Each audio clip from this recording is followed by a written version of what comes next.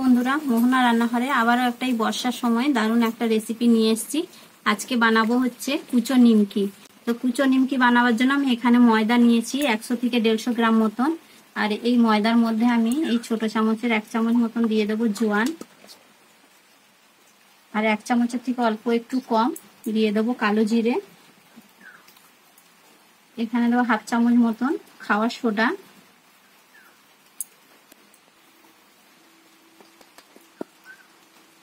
স্বাদ অনুযায়ী দিয়ে দেবো নুন, আর এখানে 1/2 চামচ মতন আমি চিনি গুঁড়ো করা ছিল, আমি চিনি গুঁড়ো দিয়ে দিলাম। চিনি গুঁড়ো দিলে কি রংটা খুব সুন্দর হবে নিমকিটা ভাজার সময়। আর পরিমাণ মতন এখানে আমি সাদা তেল ময়ান দিয়ে দিলাম।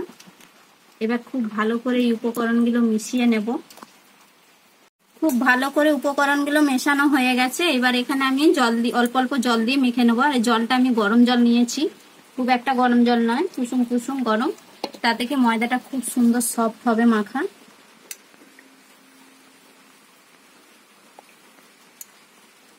খুব সুন্দর করে আমার মাখা হয়ে গেছে। এবার আমি রুটির মতন করে ছোট ছোট করে লেচি করে নেব। আমি পাতলা করে বেলে নিয়েছি। এবার আমি খুব সরু সরু করে ছুরি দিয়ে কেটে নেব। এইভাবে সরু সরু করে কাটতে হবে, তবেই কিন্তু কুচো নিমকি হবে। আর বর্ষার সময় জানো তো প্রত্যেকেই এটা ওটা খেতে পছন্দ করে সন্ধ্যাবেলায়। এই নিমকিটা যদি বাড়িতে খুব সহজেই আমরা বানিয়ে রাখি তাহলে সন্ধ্যাবেলায় চায়ের সাথে খাওয়া যায়। লম্বা লম্বা কেটে আবার এইভাবে কিন্তু কাটতে হবে ছোট ছোট করে, তাহলে কিন্তু কুচো নিমকি হবে। বাজারে কিন্তু এই কুচো নিমকিটা খুব সহজে পাওয়া যায় না, বড় বড় সাইজের নিমকিটাই কিন্তু মুদিখানা দোকানে পাওয়া যায়। সব নিমকিগুলো কাটা হয়ে গেছে। এবার আমি চলে যাব গ্যাসের কাছে ভাজার জন্য। কড়াইতে তেল বসিয়ে দিয়েছি, তেল গরম হয়ে গেছে। এবার এই নিমকিগুলো অল্প অল্প করে আমি তেলের মধ্যে দিয়ে দেবো।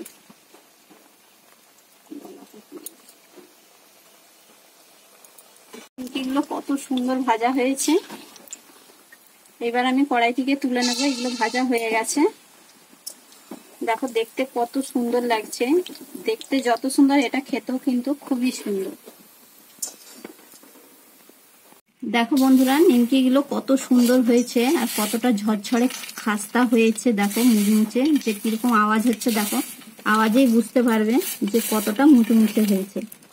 তোমাদের যদি এই ভিডিওটা ভালো লাগে তাহলে ভিডিওটাতে একটা লাইক করবে, চ্যানেলটাকে সাবস্ক্রাইব করবে আর কমেন্ট করে অবশ্যই জানাবে।